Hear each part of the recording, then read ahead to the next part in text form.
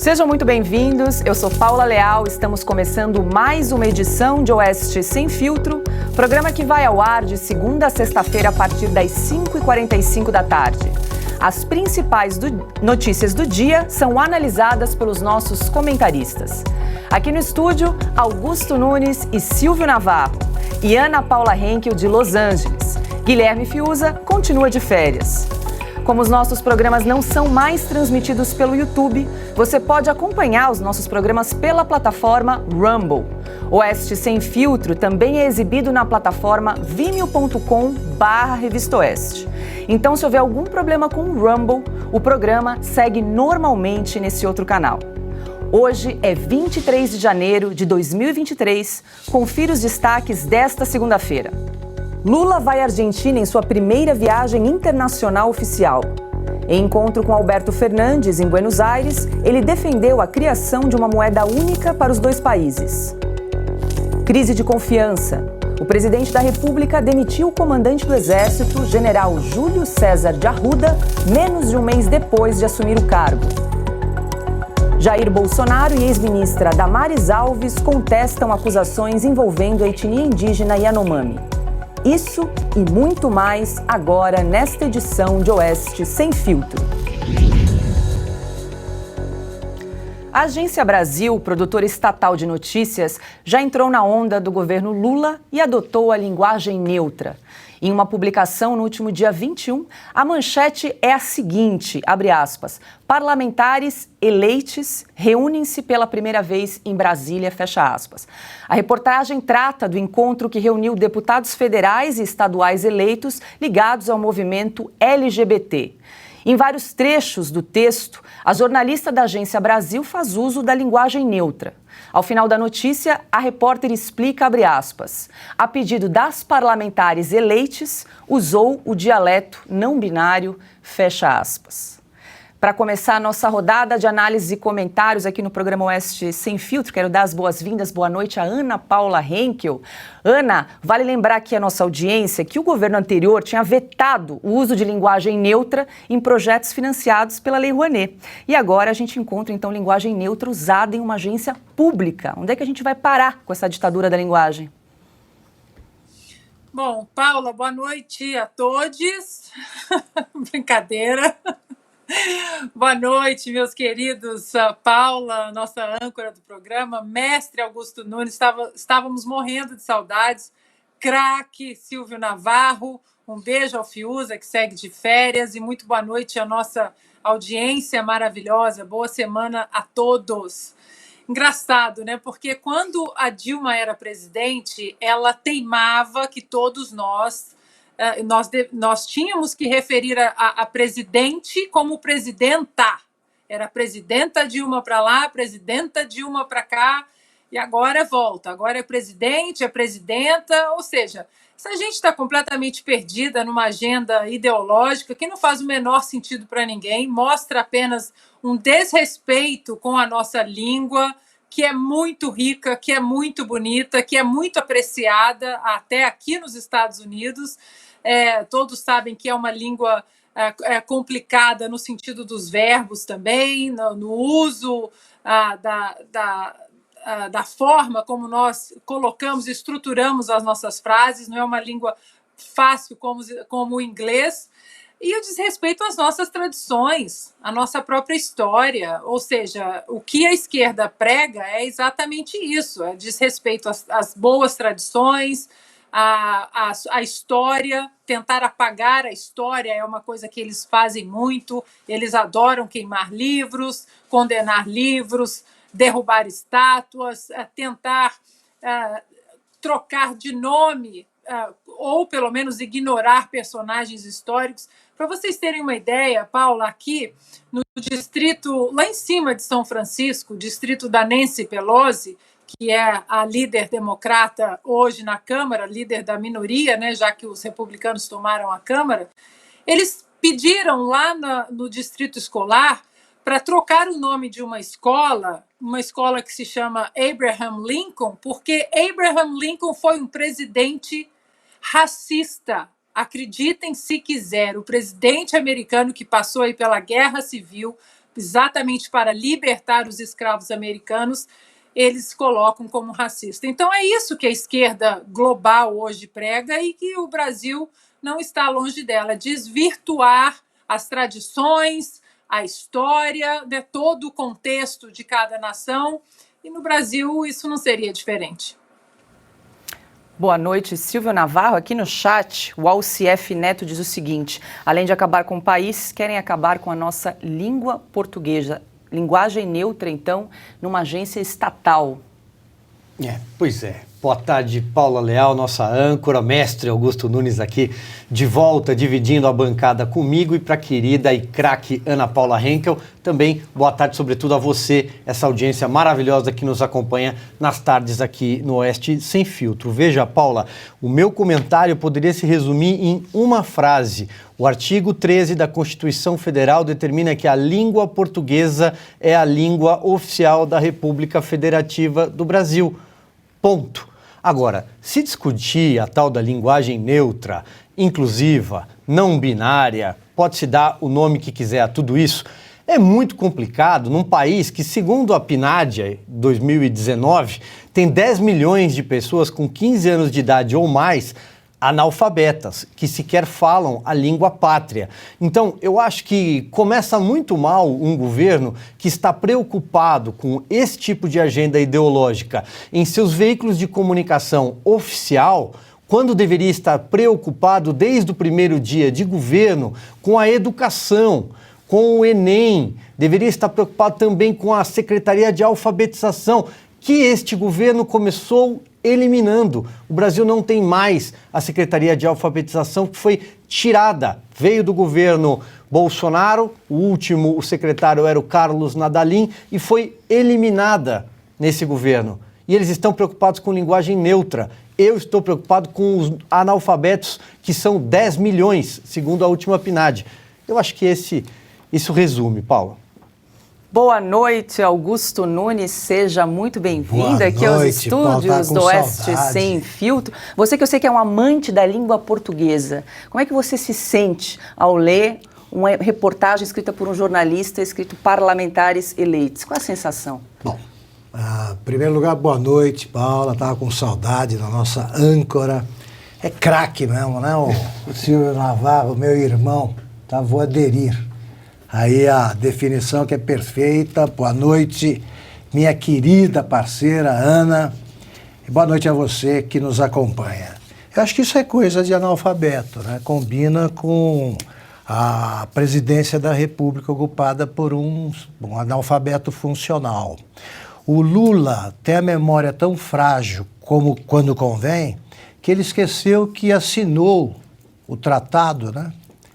Que estabeleceu novas regras aí para gramaticais, para a língua portuguesa. Ele assinou com o então presidente de Portugal, isso está em vigor. E lá não se prevê esse todes, que aliás é a única palavra em que eles são fluentes. Reparou? Eles ainda não resolveram esse problema do presidente, né? A presidente que lutou tanto para ser presidenta, agora volta a ser presidente. Como é que fica jornalista? Jornalista e jornaliste. Eles só sabem falar todes.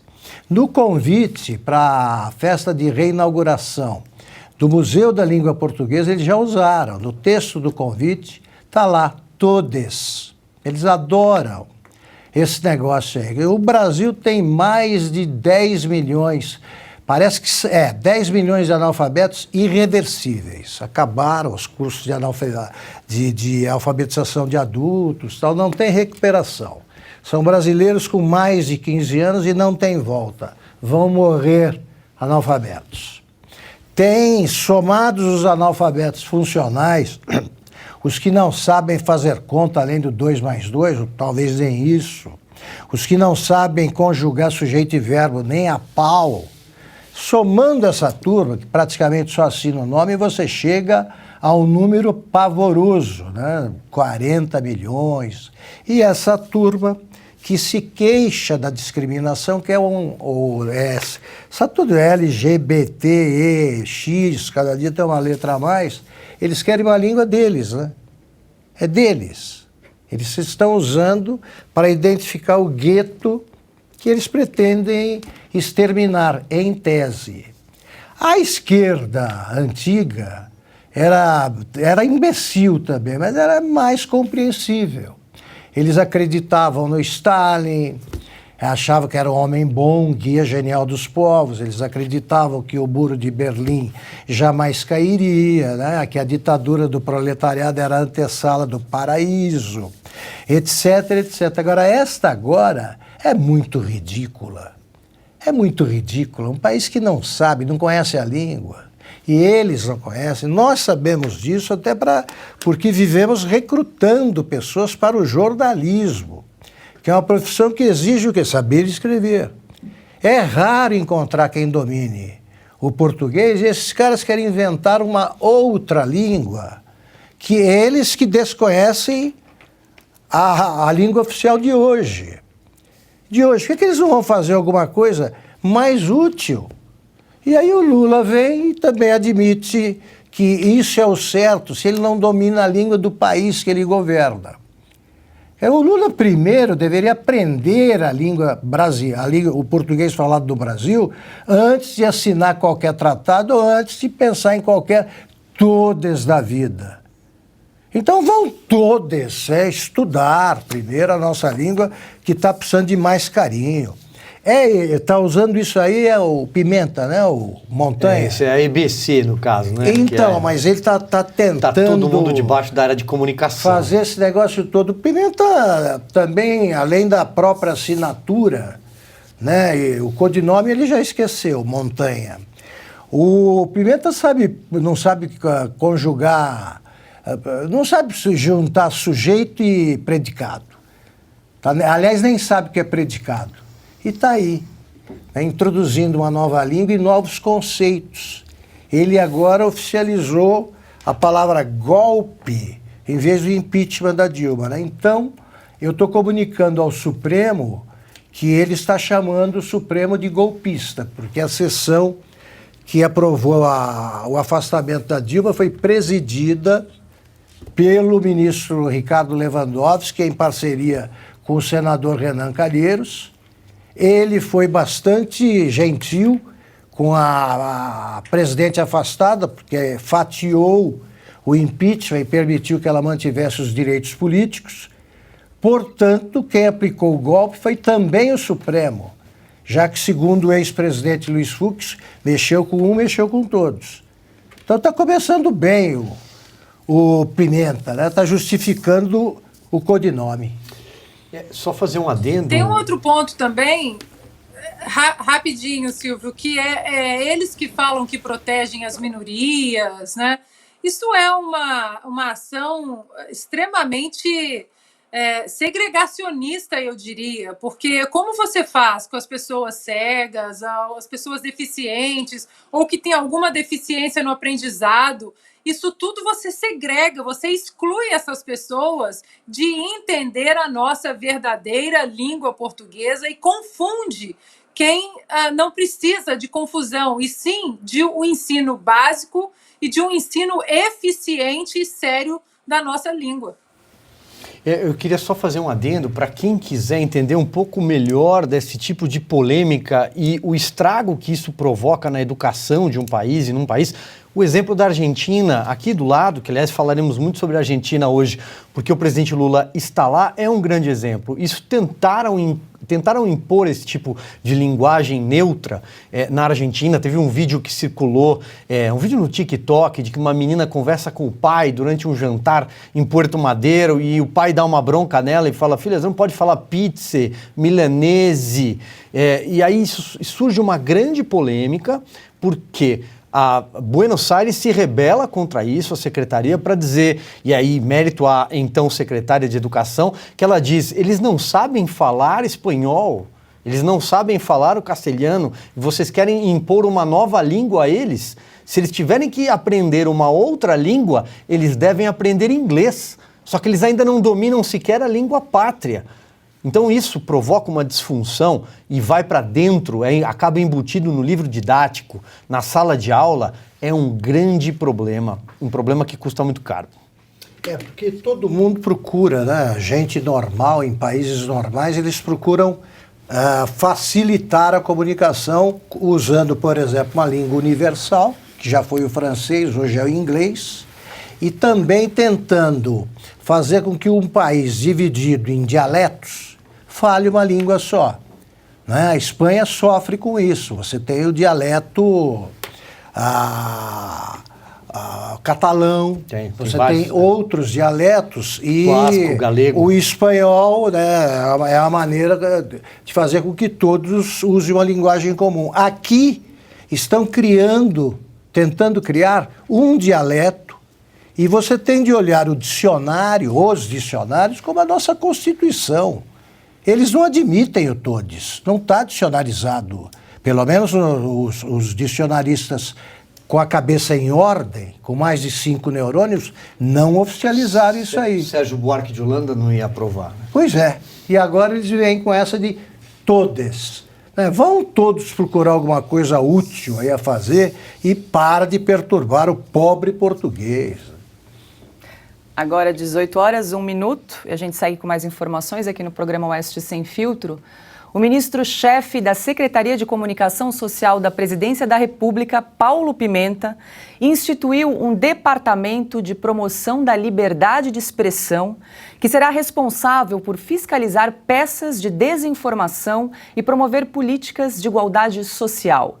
Dentro dessa estrutura, haverá uma coordenação geral de liberdade de expressão e enfrentamento à desinformação, uma coordenação de políticas para a liberdade de expressão e enfrentamento à desinformação, uma coordenação geral de promoção da diversidade e pluralismo e uma coordenação de políticas de promoção da diversidade e pluralismo. Silvio Navarro, me ajuda aqui com essa quantidade aí de novas coordenações dentro dessa estrutura, né? São 4 estruturas dentro de um departamento de liberdade de expressão para fiscalizar conteúdo. Vale lembrar, a gente já deu aqui no programa, né, que a Advocacia Geral da União criou a tal Procuradoria Nacional da União de Defesa da Democracia com o suposto objetivo aí de combater a desinformação. Peço que você explique qual seria o objetivo de se criar aí tantas medidas, né, para monitorar conteúdo para supostamente, em nome, né, de uma liberdade de expressão.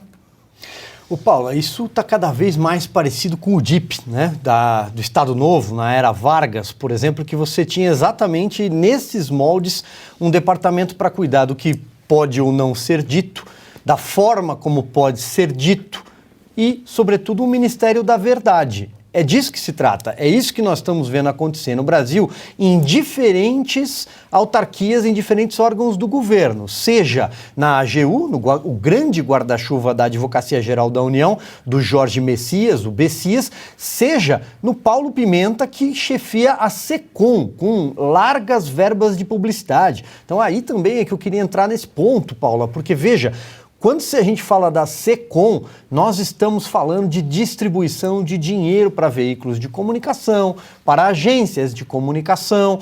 Então, ou seja, quem tem o dinheiro está dizendo o que pode ou não pode ser publicado. Ou a gente tem aí um controle econômico da informação também, né? Eu acho que esse é um ponto a ser olhado com muita atenção, né? O controle econômico da informação partindo das mãos do Estado.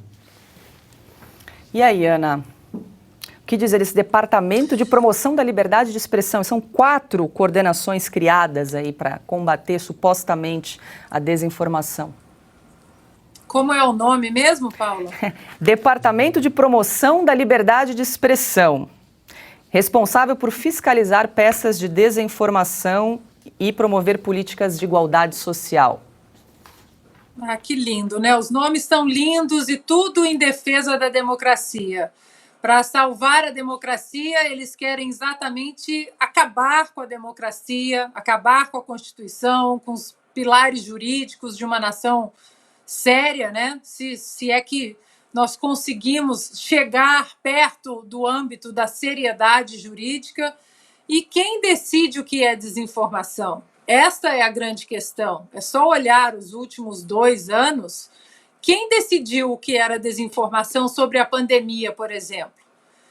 questionava o lockdown, a ciência do lockdown, porque não existe ciência nenhuma no lockdown, era tido como propagador de fake news, negacionista. Quem questionou as vacinas, médicos, eu não estou falando nem de jornalista, médicos que trabalham com vacinas há 30, 40 anos. Tem o Dr. Kuldorf aqui nos Estados Unidos, o Dr. Jay Bhattacharya de Stanford, Dr. Peter McCullough, todos eles questionando a celeridade de colocar uma vacina numa vacinação em massa no mundo sem ninguém poder questionar.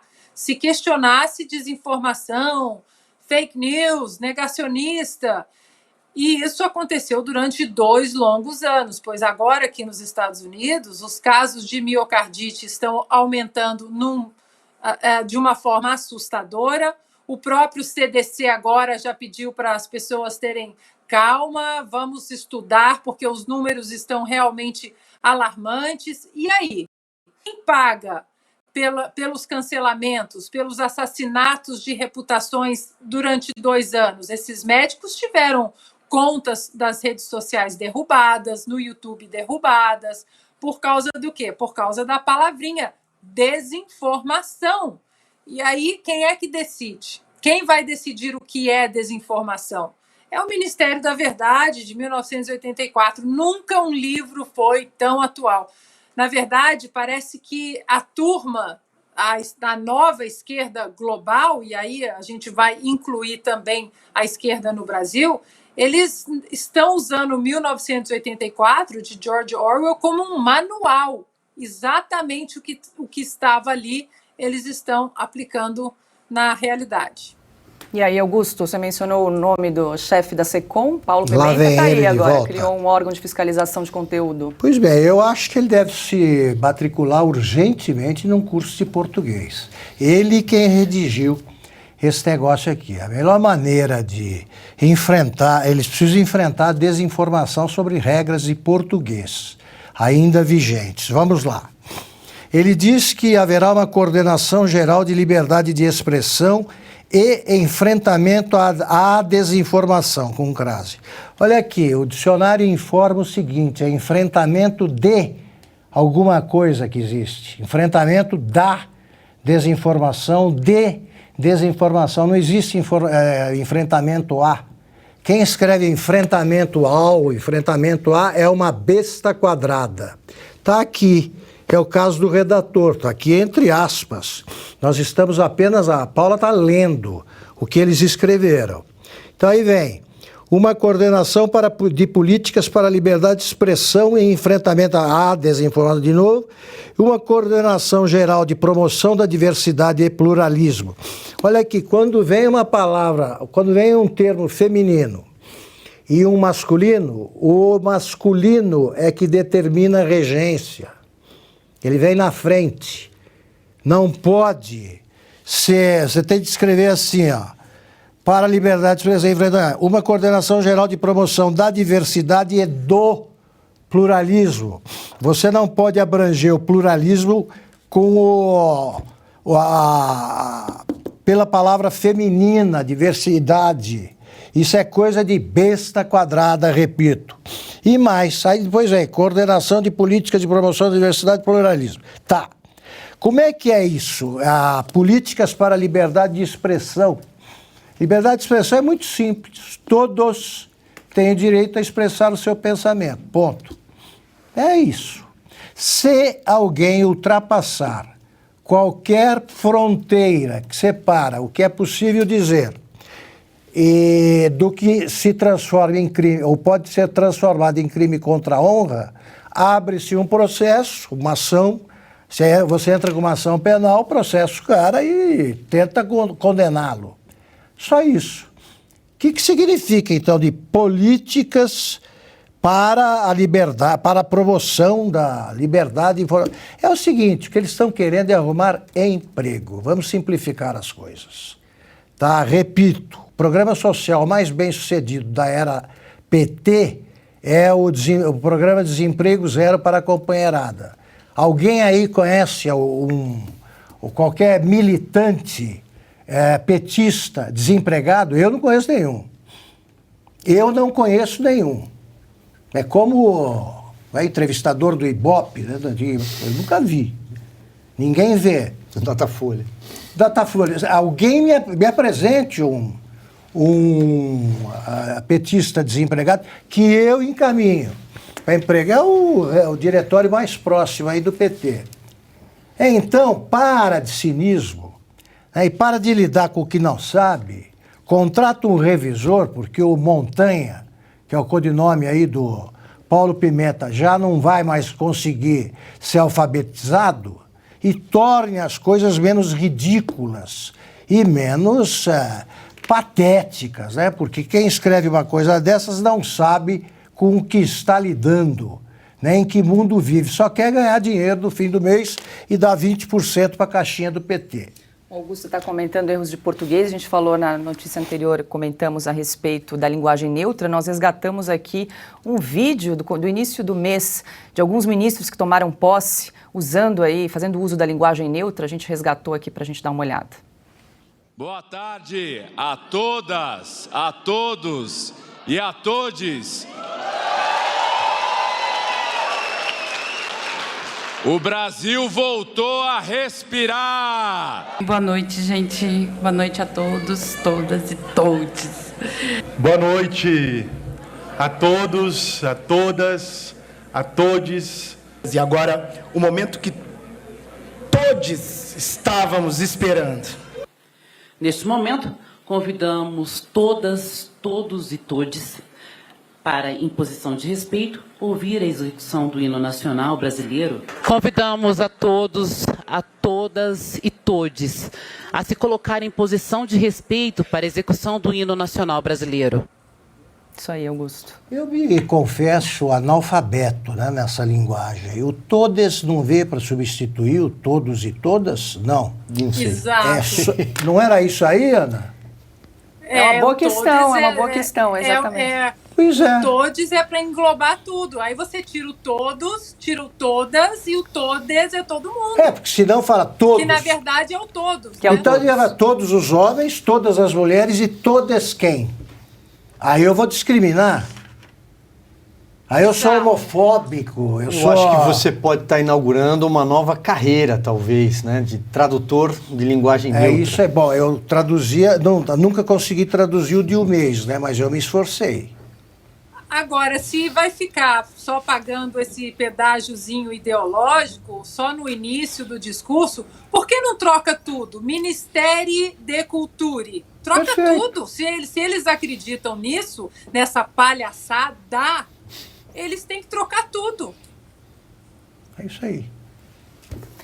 Bom, agora 18h13, estamos ao vivo na plataforma Rumble, mais de 32 mil pessoas nos acompanhando. A gente convida você a se inscrever na plataforma. Já alcançamos mais de 102 mil inscritos aqui no Rumble. Lembra que a gente tinha lançado a nossa campanha de 100 mil até sexta-feira, já ultrapassamos e agora a gente lança a nossa nova campanha para chegar a 160 mil até o final da semana. Para isso a gente precisa do seu apoio, para você se inscrever naquele botãozinho verde que fica ao lado escrito follow, é só clicar ali para você se inscrever, deixa o seu like, o seu comentário, participe do chat, é muito importante para a gente. E também quero aproveitar para fazer um convite a você que está acompanhando aqui o programa Oeste Sem Filtro, para participar da nossa enquete no site da revistaoeste.com. A pergunta é: você é a favor da criação de uma moeda única?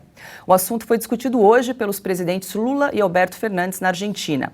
Corre lá no site revistaoeste.com e participe. A votação encerra hoje às 19 horas e nós vamos divulgar o resultado logo mais ao final aqui do programa Oeste Sem Filtro. Então é só entrar no site revistaoeste.com para poder participar aqui da nossa enquete. Nós vamos comentar, claro, esse assunto aqui no programa, esse e muito mais ao longo da nossa programação aqui no Oeste Sem Filtro.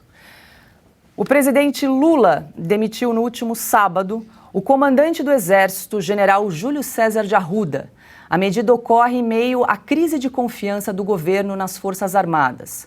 Arruda estava no Exército desde 28 de dezembro e foi indicado por Lula, segundo a tradição da instituição pela qual o oficial mais antigo deve ser escolhido para o comando. Logo depois de anunciar a demissão de Arruda, o governo comunicou que o general Tomás Miguel Ribeiro Paiva é o novo comandante do Exército. Silvio Navarro, e aí? Qual foi, talvez, o motivo aí da exoneração do general Arruda, né? Paula, veja, a gente não sabe exatamente qual é a dimensão dessa crise na caserna entre militares de uma ala A e de uma ala B. Aliás, o que a gente ouve é muita especulação nesse sentido, especialmente partindo de comentaristas políticos, nas páginas de jornais. As pessoas não têm a real dimensão do que acontece dentro da caserna. E isso também em outras forças, como, por exemplo, a Marinha, onde parece aparentemente haver um alinhamento um pouco maior com o governo anterior do presidente Jair Bolsonaro, ou na aeronáutica. Não sabemos exatamente. Sabemos sim o discurso. Acompanhamos o discurso do novo comandante do Exército e a fala do Lula hoje, já na Argentina, de que ele pensa exatamente como o Lula pensa, né? Diz, ó, o meu comandante pensa exatamente como eu penso. Então, isso daria alguma dimensão. Mas essa crise do PT com as Forças Armadas, isso vem de longe. Isso basta lembrar como começou o governo Lula I, né? O primeiro-ministro da Defesa do governo Lula, José Viegas, durou pouco, houve uma crise com militares e o José Alencar, então vice-presidente da República, foi colocado na função de ministro da Defesa para apagar um incêndio. Na sequência, o Lula colocou o Waldir Pires, baiano, que foi governador da Bahia e tinha sido conselheiro do João Goulart. Então isso já diz muito sobre quem era o Waldir Pires. Outro problema com os militares agravado, então, pela crise aérea de 2007, quando caiu o avião da TAM aqui na cidade de São Paulo. E o Brasil viveu um grande apagão aéreo. Isso veio um ano depois, na sucessão de um outro acidente aéreo do avião da Gol 1907, que caiu na região da Serra do Cachimbo, né? Bom, dito isso, o que aconteceu? De novo, José Alencar foi colocado ali para apagar essa crise com militares. Então, sempre existiu esse ruído. Isso vem, evidentemente, da transição do regime militar até 1985 e o governo Sarney. Mas eu queria resgatar aqui, Paula, olha só, uma frase recente do José Genuíno, todo mundo sabe quem foi o Genuíno, foi guerrilheiro, guerrilha do Araguaia, foi presidente do PT, só caiu da presidência do PT por causa do mensalão em 2005, e o Genuíno disse recentemente, uma das últimas entrevistas, parafraseando o companheiro José Dirceu, tá? Abre aspas, não podemos conciliar com o alto comando das Forças Armadas. E nessa mesma entrevista, disponível no site do PT e também copiada por outros blogs de esquerda, ele fala que ele prega que não há diálogo com as Forças Armadas e que o poder deve ser civil, os militares devem sempre estar abaixo do poder civil. E claro, que o ministro da Defesa seja um civil. Essa foi a primeira decisão que o Lula tomou já na largada do seu governo, colocando José Múcio Monteiro, que dizem tem um bom diálogo com as Forças Armadas para não repetir erros do passado. Então, a profundidade dessa crise na caserna, a gente não sabe a real extensão. Talvez só um militar de longa carreira e alta patente para descrever. O senador eleito e ex-vice-presidente da República, Hamilton Mourão, comentou a demissão do comandante do Exército, general Júlio César Arruda. Em entrevista à Folha de São Paulo, disse que o governo Lula quer alimentar uma crise nas Forças Armadas. Abre aspas, se o motivo foi tentativa de pedir a cabeça de algum militar sem que houvesse investigação, mostra que o governo realmente quer alimentar uma crise com as forças e, em particular, com o Exército. Isso aí é péssimo para o país, fecha aspas. Então, a declaração de Hamilton Mourão, Ana Paula Henkel. Essa frase aí de Hamilton Mourão vai ao encontro do que disse aí Silvio Navarro de uma crise entre o PT e as Forças Armadas, que não é de hoje, né? Não é de hoje. A gente tem que olhar para esse governo não apenas como o terceiro ou quarto tempo, né? Terceiro tempo, se você colocar Lula, Dilma e metade Dilma, terceiro tempo do PT. Mas agora eles vão tentar tapar os buracos que ficaram, de alguma maneira, expostos nas outras administrações e que trouxeram, de algum modo, algum dano para as administrações petistas, para os esquemas de corrupção, para o aparelhamento do Estado, seja no legislativo ou no judiciário. Então, esse terceiro tempo, essa nova administração do PT, muita gente fala, não, vai ser mais do mesmo. Não vai ser mais do mesmo, vai ser mais do mesmo com requintes de crueldade, com requintes de vingança.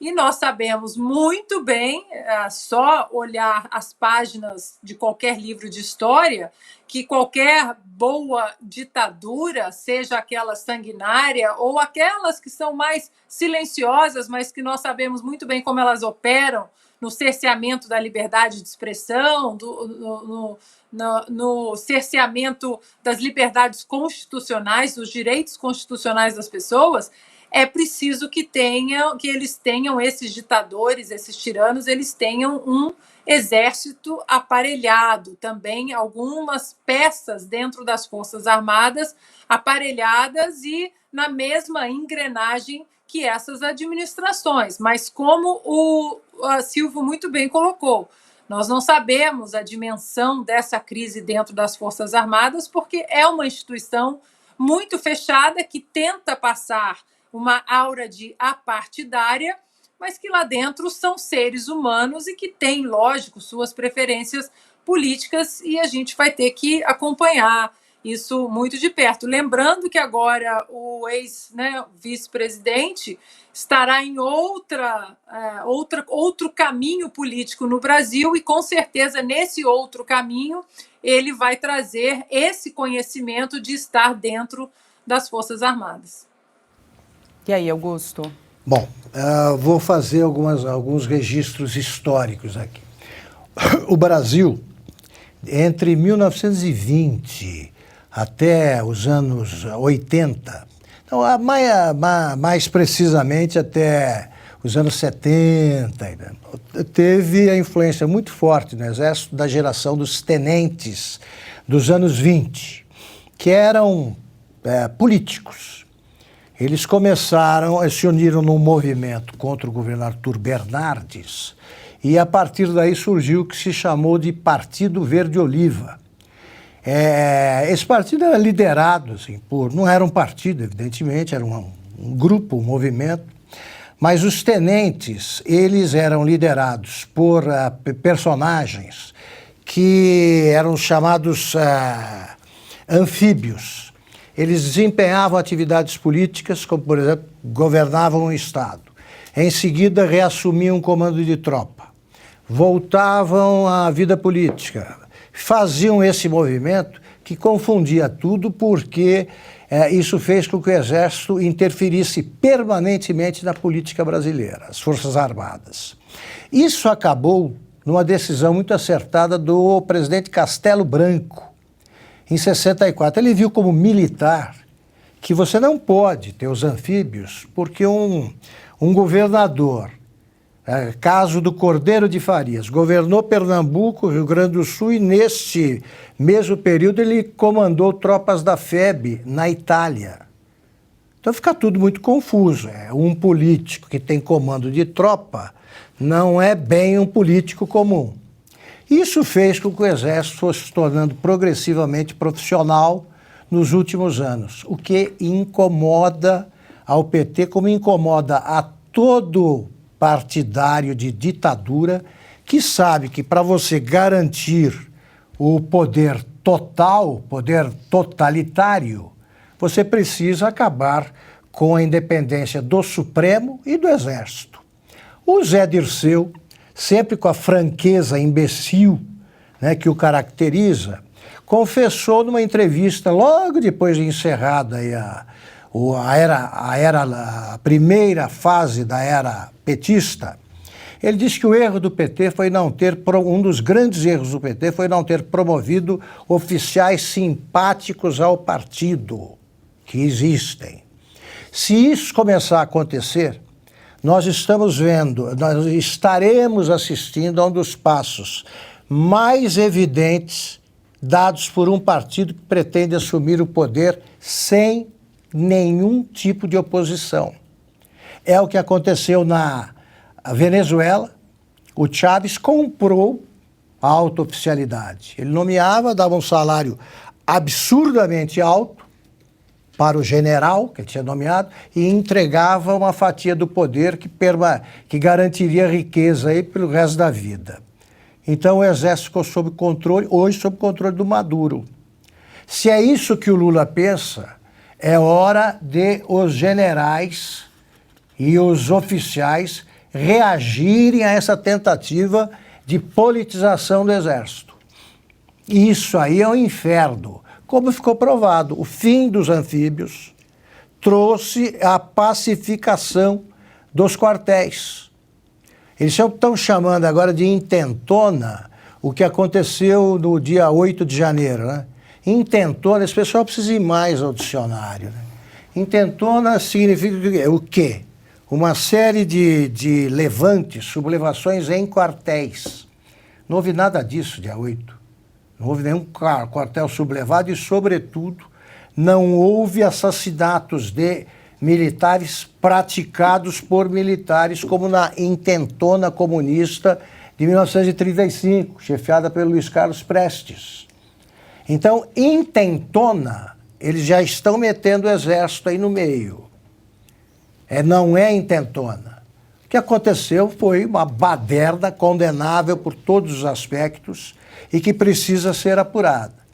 Mas eles estão dizendo isso porque eles já estão querendo acusar de registrar um golpe que não houve e estão querendo dizer que oficiais bolsonaristas, que é a maior ofensa que eles podem assacar contra alguém, agiram e, portanto, oficiais lulistas precisam reagir. Isso é coisa de golpista.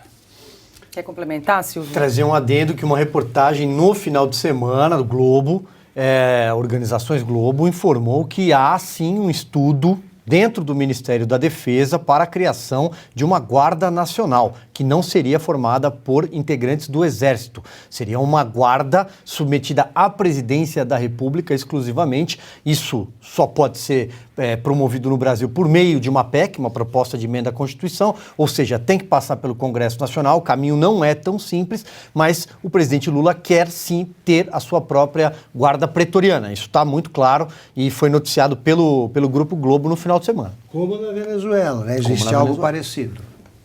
Agora, 18 horas e 27 minutos. Quero convidar você mais uma vez a participar da nossa enquete no site revistaoeste.com. Você é favorável à adoção de uma moeda sul-americana comum? Corre lá no site para responder, é rapidinho. Essa enquete também está lá no Twitter da Revista Oeste para você também participar e a gente dá o resultado final logo mais no final aqui do programa Oeste Sem Filtro. Bom, e o governo Bolsonaro vem sendo culpado nos últimos dias pelo atual governo de abandonar a população indígena. O assunto veio à tona depois da divulgação de imagens de Yanomamis desnutridos em um território em Roraima. Jair Bolsonaro disse que é mais uma farsa da esquerda. O ex-presidente divulgou alguns dados, abre aspas. De 2019 a novembro de 2022, o Ministério da Saúde prestou mais de 53 milhões de atendimentos de atenção básica aos povos tradicionais, fecha aspas. Os dados são do Subsistema de Atenção à Saúde Indígena do SUS.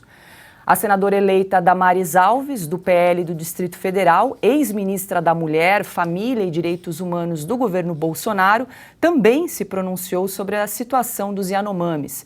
Disse que, diante de tantas mentiras espalhadas nos últimos dias, precisava esclarecer algumas coisas. Informou que o Ministério esteve no território inúmeras vezes para levantar informações e que ofícios foram enviados aos órgãos responsáveis para solicitar atuação. Relatórios das equipes técnicas informaram as providências. Damares disse ainda que a desnutrição entre crianças indígenas é um dilema histórico e foi agravado pelo isolamento imposto pela pandemia. Ana Paula Henkel. A gente vai mostrar agora algumas capas de publicações jornalísticas e as datas mostram que os problemas enfrentados pelos Yanomamis acumulam pelo menos 3 décadas.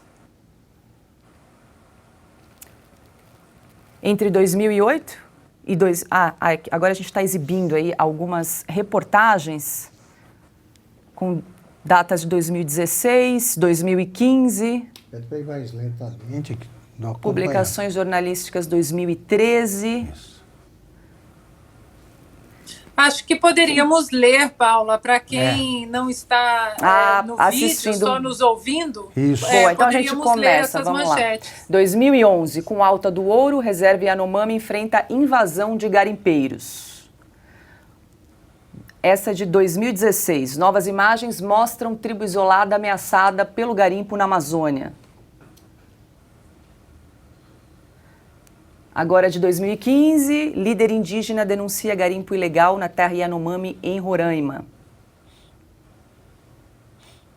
Essa é de 2017. Estamos tomando água poluída de mercúrio. O povo Yanomami vai sumir. Bom, a gente resgatou aqui algumas, mas tem várias aí de todo esse período, mostrando que essa é uma problemática triste, uma realidade que o Brasil enfrenta, mas não é de hoje, né, Ana? Não é de hoje, e os nossos indígenas eles têm enfrentado muitos problemas, e quem teve coragem de colocar o dedo aí nesse vespeiro e mostrar a realidade dos nossos indígenas foi a então ministra Damares Alves. Ela foi muito criticada. Eu estive em 2019 no CIPEC em São Paulo, e a Damares, ela foi até o CIPEC dar uma palestra. O então ministro do Meio Ambiente, Ricardo Salles, também estava lá. Outros políticos renomados aqui dos Estados Unidos, republicanos, e havia um esquema de segurança muito grande, não apenas no evento, mas nas pessoas, nos indivíduos. Eu confesso, Paulo, que eu nunca tinha visto um esquema de segurança tão grande quanto o que eu vi com a ministra Damares. E depois eu fui questionar, encontrei a ministra e conheci e perguntei, falei, nossa, o esquema de segurança em torno da senhora é uma coisa impressionante. E ela me contou, relatou das ameaças de morte que ela recebia de maneira assim, quase que diária. Como ela, às vezes, simplesmente a equipe de inteligência dela tinha que falar, ministra, a senhora tem que colocar as roupas aí na mochila e temos que sair desse hotel e ir para outro hotel, porque era uma constante ameaça, exatamente por ela ter pensado problemas que durante muitas décadas eles foram empurrados para debaixo do tapete, né? Não, deixa para lá, não tem nada que ver aqui. Mas, na verdade, essas pessoas, não apenas os indígenas, mas negros, homossexuais, pessoas da periferia de muitas cidades no Brasil, as pessoas sem saneamento básico no Brasil, elas foram usadas como peões em massa de manobra desses esquemas, dessas narrativas petistas. Mas agora, nos últimos 4 anos, parece que o Brasil era uma Suíça durante 13, 14 anos das administrações petistas, e em 4 anos virou uma coisa, o Afeganistão, até pior, né? Um país subnutrido da África. E agora eles precisam exatamente trazer essas narrativas de volta para coroar o caminho da impunidade que eles tiveram voltando à cena do crime, como o Geraldo Alckmin diz. E, claro, assim como aconteceu aqui nos Estados Unidos, os próximos 2 anos no Brasil, o nome do presidente Bolsonaro, de seus ministros, eles serão falados exaustivamente, até como cortina de fumaça para os desmandos que esse governo vai apontar com certeza. Silvia Navarro, a gente mostrou aqui algumas publicações jornalísticas antigas e a gente recuperou alguns números, porque entre 2008 e 2014, período em que o Brasil foi governado pelo PT, 419 crianças morreram de desnutrição no Brasil. O número representa 55% de todas as mortes por desnutrição infantil registradas no país. Durante esse período, as informações são do levantamento da Secretaria Especial de Saúde Indígena, órgão do Ministério da Saúde, o que mostra que esse problema realmente é antigo, é sério e precisa ser enfrentado. Perfeito, Paula. Veja, em primeiro lugar, é importante dizer que trata-se de um tema delicadíssimo, né? Você vê qualquer pessoa em situação de subnutrição, qualquer pessoa desnutrida, passando fome ou com falta de assistência de saúde por alguma razão, sobretudo se for uma criança indígena, isso choca qualquer um e deve chocar e deve ser combatido.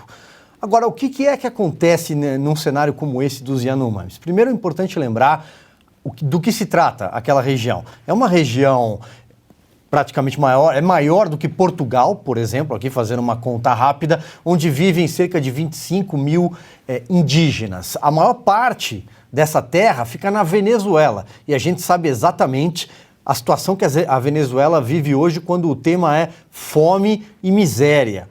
Outro detalhe importante, é uma região de selva, uma região amazônica, de difícil acesso. Mais um detalhe, não é a primeira vez, como você bem cita, que a questão Yanomami vem à tona. E se a gente for recordar um pouquinho mais, todo mundo vai se lembrar, por exemplo, quem tem aí alguma idade, 2005, por exemplo, antes de estourar o mensalão, março de 2005, tem uma crise em Dourados, fica 250 mais ou menos quilômetros de distância de Campo Grande, Mato Grosso do Sul, e mortes de crianças indígenas ali naquela região. Quem era o presidente da República? Lula. Quem era a ministra? Marina Silva, né? Quem governava o país? O PT, e havia morte de índios. A FUNASA não trabalhava bem. Houve uma CPI na Assembleia do Estado para investigar esses casos. Produziu um relatório com 10 anexos, 10 mil páginas e concluiu que faltava recurso, distribuição adequada de recursos por parte do PT. O que acontece, e aí a Ana usou muito bem a expressão cortina de fumaça, é que essas imagens rodam o mundo, rodam as páginas dos principais jornais internacionais, aqui no Brasil produzem o barulho que estão produzindo, está todo mundo acompanhando, emissoras de televisão, jornais, portais de notícia. Mais uma vez eu faço aqui um parêntese, não se trata de minimizar nenhuma criança subnutrida, nenhuma situação de risco, não, tem que ser atendida e com emergência, e já foi, porque os aviões da Força Aérea Brasileira já pousaram ali na região, levando medicamentos e alimentos. Mas essas imagens rodam o mundo e o Lula aparece ali com caciques, faz as imagens, as fotos, leva seus ministros, porque é a turma do bem que chegou lá para salvar um povo que o presidente anterior, genocida, tentou matar. Então, o PT, quando falha, como aconteceu em 2005, no primeiro governo Lula, ele falhou tentando acertar. E o Bolsonaro? Bolsonaro falhou porque queria matar. Então, é importante entender a narrativa que há por trás disso tudo, quando se trata de uma agenda tão delicada e importante, repito mais uma vez, que são os índios. E aí, Augusto? Olha, Paula, o Bolsonaro só falta ser responsabilizado aí pela guerra do Paraguai, pela derrota da seleção brasileira para a Alemanha, o 7-1 de 2014, e pela miséria do Maranhão. Só falta isso aí, porque é o seguinte, que nos governos do PT não aconteceu nada de ruim, vocês repararam, né? O governo do PT teria acabado com a fome e com a miséria e voltou. Agora são 120, segundo a Marina Silva, 120 milhões de brasileiros não comem. Daqui a pouco só vão estar comendo os ministros do governo, né? Sobretudo o Flávio Dino. Flávio Dino, se ele parar de comer, ele consegue resolver a fome, pelo menos em São Luís, do Maranhão. Agora, então, o Bolsonaro é responsável por tudo, porque não seria pela extinção dos Yanomamis. É o seguinte, esse pessoal aí precisa ler quem entende. Vamos lá, tem o texto, eu só preciso achar. Tá. O general Eduardo Vilas Boas, que entende de Amazônia e entende da etnia Yanomami, publicou na edição 147 da Revista Oeste um artigo que tem um trecho que descreve a situação dos Yanomamis. Então, esse assunto voltou agora por causa de casos de desnutrição na comunidade Yanomami de Surucucu, em Roraima, né? Pois bem, o senhor já deu os detalhes importantíssimos. Eles são... Não dá para distinguir a fronteira dos Yanomamis que moram na Venezuela ou no Brasil. São fronteiras secas, eles não sabem onde são localizadas. Está aqui, General Eduardo Vilas Boas com a palavra. Eles moram em maloca circular fechada lateralmente por madeira e coberta com palha, em cujo interior as famílias delimitam seu espaço com redes em torno de um fogo. Nesses ambientes, respiram um ar carregado de fumaça que, associado à inexistência de hábitos de higiene elementares e submetidos ao clima relativamente frio e úmido, peculiar da altitude da Serra de Surucucu, resulta num alto índice de doenças respiratórias, mormente entre crianças.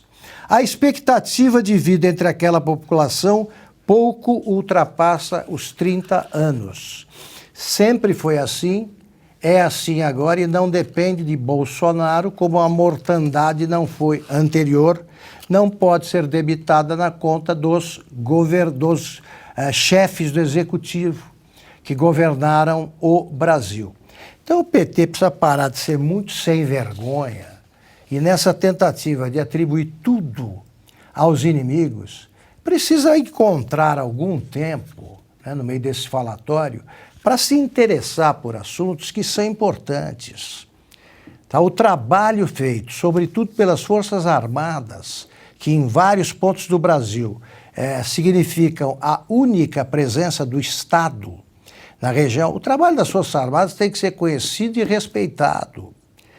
Eu já me referi a essa viagem várias vezes, mas eu aprendi muito durante um tempo que eu estive em São Gabriel da Cachoeira, vendo o trabalho do Exército e era o Hamilton Mourão o comandante da unidade do Exército lá. Eles faziam tudo com aquelas tribos que vivem num estado de desnutrição até em consequência dos seus hábitos. O problema de desnutrição é gravíssimo. E, aliás, Silvio, eu vi um caso lá de uma criança que chegou subnutrida, eu nunca tinha visto de perto, é realmente impressionante. Veio acompanhada da avó, essa criança, a avó se recusava a usar o vaso sanitário, não usava. Então, eles tentaram tudo para ver, e veio com uma irmã, um pouco mais, de uns 14 anos. Eles não usavam. A irmã da criança subnutrida, o major médico que dirige o hospital, o único hospital da região, falou, como é que é seu nome? E a menina respondia assim, Concepción, um sotaque bem espanhol, né? Então ela vivia na Venezuela sem saber que estava na Venezuela. Está num território ocupado pela tribo. Pois bem, o culpado é o Bolsonaro. É essa irresponsabilidade criminosa que está na origem dos erros que foram, são e serão cometidos pelo PT, pelos governos do PT, enquanto existirem. Um adendo aqui, Paula, porque o Augusto relembrando essas histórias, eu me lembro também de uma história ocorrida no Pará, em 2004, que foi o assassinato da missionária americana Dorothy Stang. Por que eu recorro a essa história? Eu fui ao Pará nessa época, Augusto, a cidade de Anapu, cobri esse caso, porque há 6 meses morreu na região da Amazônia, partiram de Atalaia do Norte, não é isso? O Dom Phillips e o Bruno Pereira, que era um jornalista e um indigenista, foram assassinados. E o Bolsonaro foi acusado ali na época de favorecer a grilagem, os criminosos em regiões ribeirinhas, em regiões amazônicas. E ninguém se lembra da Dorothy Stang, assassinada em 2004. A ministra do Meio Ambiente, quando ela foi assassinada na cidade de Anapu, brigando por demarcação de terras, um consórcio de fazendeiros da época, grileiros, clandestinos, contratou matadores para assassiná-la. Os nomes eram bem conhecidos, foram condenados o Vitalmiro Bida, o Regivaldo Galvão, conhecido como Taradão, o assassino, que era o Raifran, o Tato, o Fogoió. Pode procurar, o Google entrega todos esses nomes que eu estou falando. Foram contratados para assassiná-la e a ministra do Meio Ambiente era a Marina Silva, o presidente era o Lula. E naquela época, nenhum jornal fez um grande escândalo como fez no caso do presidente Jair Bolsonaro no ano passado. Então, é mais ou menos a mesma lógica, a mesma narrativa. É claro que a situação de subnutrição de indígenas, de desnutrição de crianças, é lamentável e é preocupante, seja nos Yanomami, seja ainda acontece em Dourados. ainda acontece em outras aldeias pelo país, em outras regiões, é claro que é importante. Mas é aquilo, é a narrativa. O Lula está sempre tentando acertar, ele é do bem, a Marina Silva, agora tem o Ministério dos Povos Indígenas, e o Bolsonaro queria matá-los. Essa é a narrativa que a esquerda tenta embutir na cabeça das pessoas e que a imprensa, majoritariamente, compra essa ideia e tenta fazer colar, não só aqui, não, mas fora das nossas fronteiras, principalmente. Posso trazer só mais um ponto, Paula, rapidamente? Diga lá, Ana. O Augusto e o Silvio deram agora um banho, né, de jornalismo. É claro, como o Silvio disse, que essa situação ela é grave, gravíssima, e jamais vamos diminuir a importância dessa situação. Até porque não é uma situação nova, é uma situação antiga.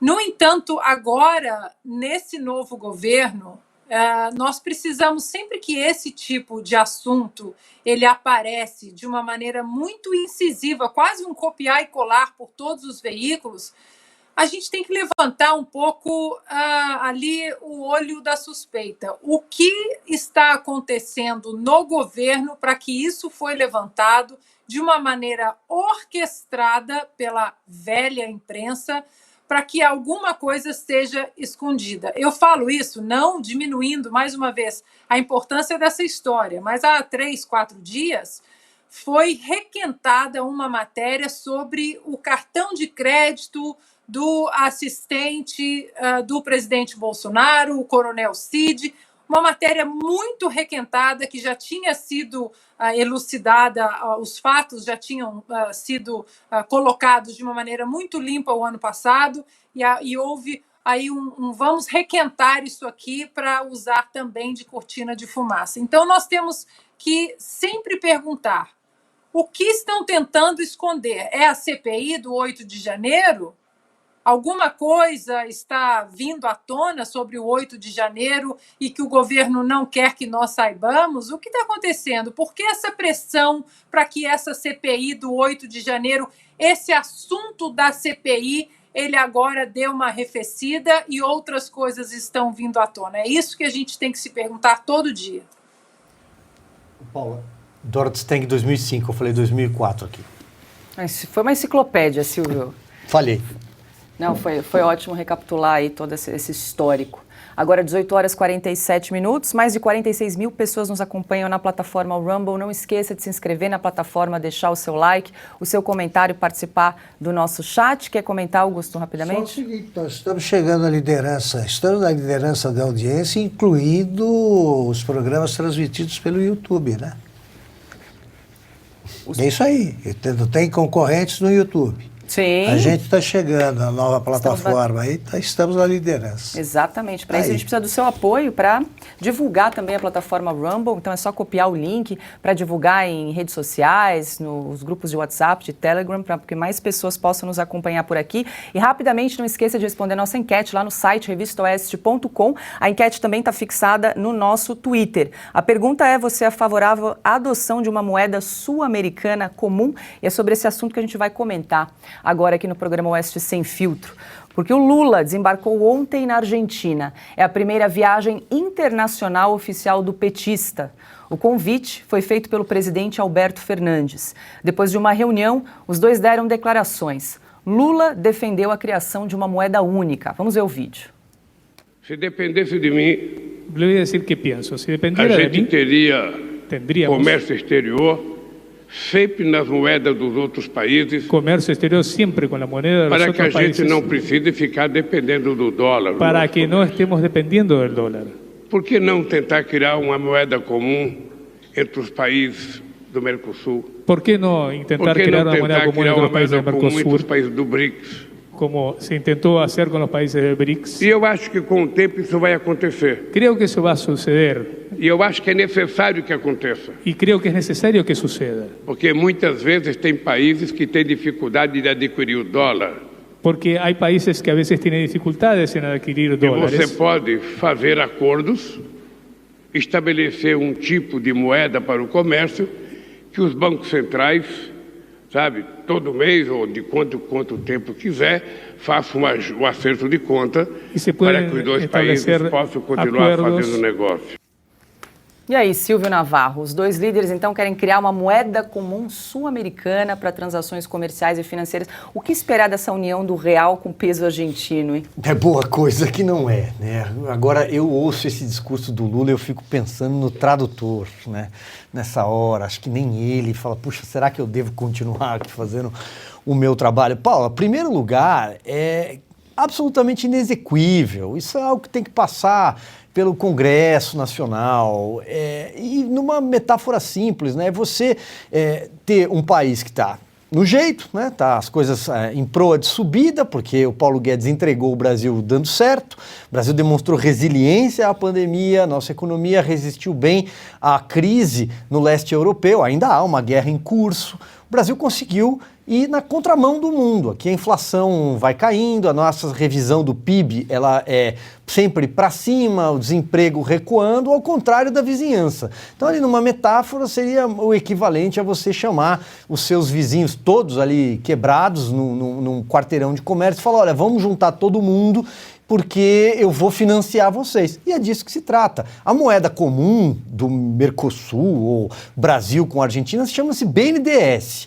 Essa é a moeda comum. Então, um gasoduto para a Bolívia, já tem um gasoduto contratado para a Argentina mesmo, dinheiro para a Venezuela, o porto de Cuba, que Cuba não pagou até hoje, aquelas antigas empreiteiras que, vamos lembrar, há 2 semanas, 10 dias, qual foi a fala dos ministros do governo Lula? As empreiteiras, pegas lá, enredadas todas na Operação Lava Jato, podem pagar as suas dívidas com obras, com serviços. Tá aí, olha o grande exemplo das obras que elas poderão tocar nos países vizinhos. A diferença é que quem paga essa conta somos nós aqui na bancada, é você que está nos assistindo, é o pagador de impostos que vai bancar a moeda única que só tem um nome, BNDES. É o líder dos cucarachas, né? O Lula é o líder dos cucarachas.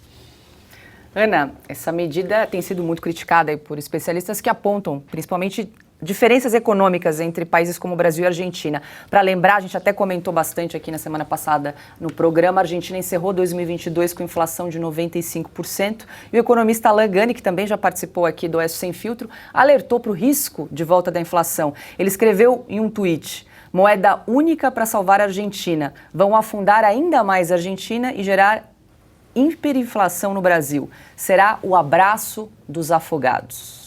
Tá aí o tweet do economista Alan Gani. Pois é, a entrevista aqui do Alan Gani foi uma aula de economia, e ele já falava, ele tocou nesse assunto também. Eu acho que ele sintetizou muito bem no final do tweet dele. É o abraço dos afogados.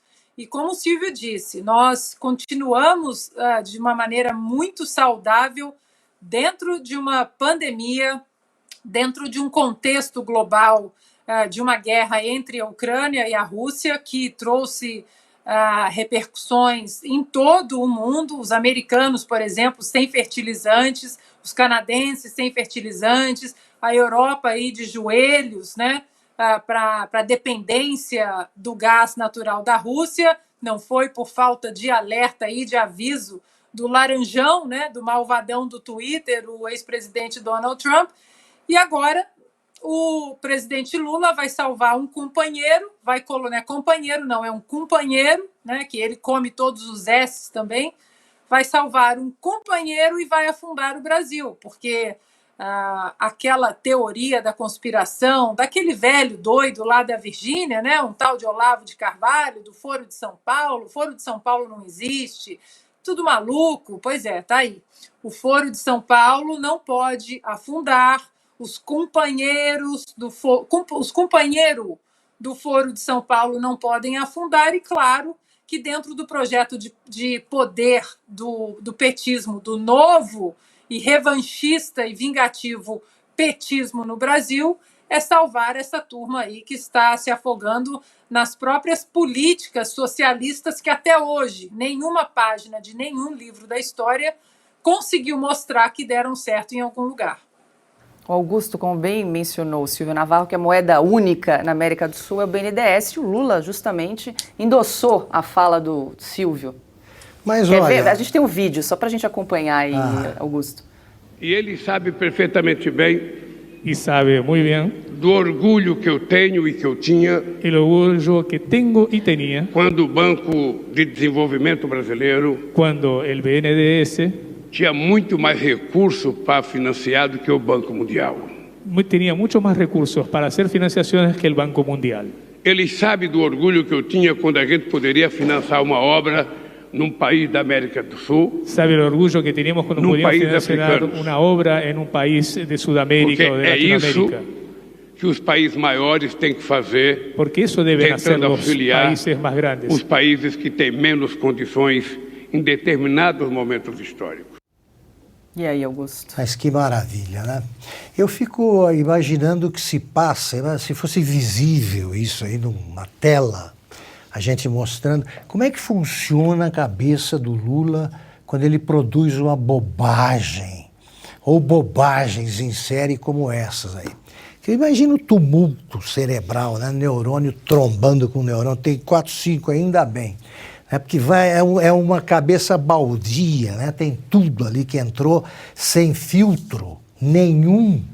E está tudo lá acumulado, é bobagem com bobagem. E ele diz que ele se mostra um entendedor, especialista em economia. O cara que descobriu outro dia que não existe a palavra menos, quer criar uma moeda. Os europeus, eles demoraram, da União Europeia, eles demoraram décadas para tentar começar com uma moeda que pode ser única e ainda não é, que é o euro. Um trabalho feito com muito mais detalhes entre nações desenvolvidas e que nunca conseguiram a adesão da Inglaterra. A Inglaterra continua usando a libra esterlina, moeda deles. O Lula é assim, vamos lá, criamos aí, chama SUR, né? SUR, aí tirou o L, que é o símbolo dele aqui. SUR, e estava conversando sobre isso há pouco com o Jairo Leal e com o Zé Roberto Guzzo, e o nosso mais brilhante jornalista, o Guzzo, resumiu tudo. Disse, olha aqui, o que o Lula está propondo é o seguinte, você tem um cunhado, todo mundo tem uma coisa parecida na família.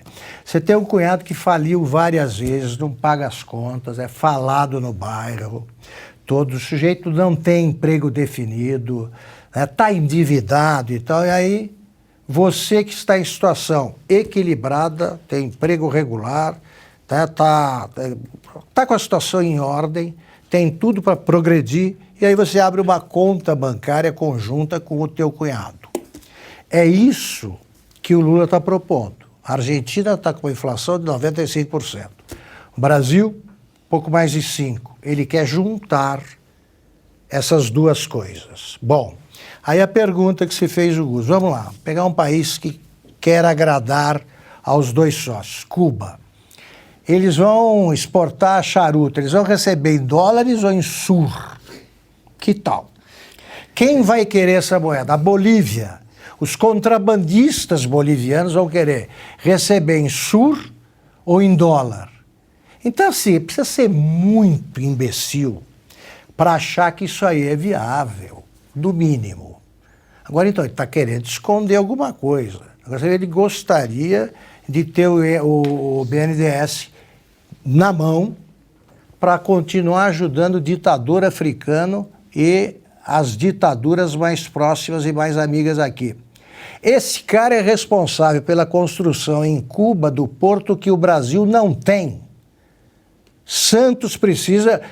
Santos está muito longe do Porto de Mariel construído em Cuba. Ele premiou ditadores africanos com obras que faltam ao Brasil. Claro que isso não ficou de graça. É claro que isso aí ajudou o progresso do Instituto Lula, que hoje não consegue organizar uma festa do peão do boiadeiro. De jeito nenhum. De jeito nenhum. E que, no entanto, fazia esses negócios todos. Ele é o cara dos campeões nacionais. O BNDES nos deixou quem? Os irmãos, né? Joesley, Wesley, Iesley, tudo quanto é Wesley aí, termina com lei, né? Tudo fora da lei, premiados com uma delação, que é uma maravilha, que eles não pagaram, e o BNDES que o Lula sonha ter de volta é o BNDES que é o padroeiro dos ladrões do Brasil.